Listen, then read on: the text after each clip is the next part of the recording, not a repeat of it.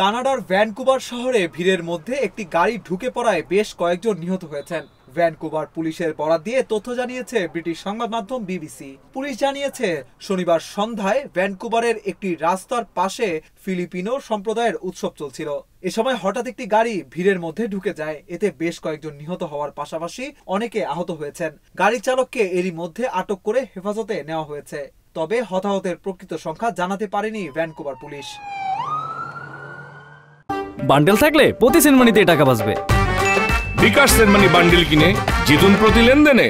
সামাজিক যোগাযোগ মাধ্যম এক্সে দেওয়া পোস্টে পুলিশ জানিয়েছে শনিবার স্থানীয় সময় রাত ৮টার কিছুক্ষণ পরই 41 অ্যাভিনিউ এবং ফ্রেজার স্ট্রিটে একটি উৎসবে একজন চালক ভিড়ের মধ্যে গাড়ি চালিয়ে দেন। ঘটনার তদন্ত চলছে, তদন্ত শেষে বিস্তারিত জানাতে হবে। স্থানীয় গণমাধ্যমগুলো জানিয়েছে ফিলিপিনো সম্প্রদায়ের বার্ষিক উৎসব লাপু লাপু চলার সময় একটি গাড়ির ধাক্কায় বেশ কয়েকজন আহত হয়েছেন। সামাজিক যোগাযোগ মাধ্যমে ছড়িয়ে পড়া ভিডিওতে দেখা গেছে ঘটনাস্থলে বেশ কয়েকটি পুলিশের গাড়ি, অ্যাম্বুলেন্স এবং ফায়ার সার্ভিসের গাড়ি দাঁড়িয়ে আছে। সেখানে আহত ব্যক্তিরা মাটিতে পড়ে আছেন।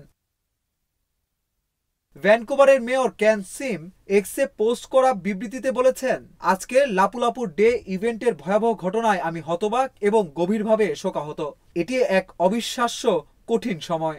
আমরা ক্ষতিগ্রস্তদের গভীর সমবেদনা জানাই এবং ভ্যানকুভারের ফিলিপিনো সম্প্রদায়ের পাশে আছি।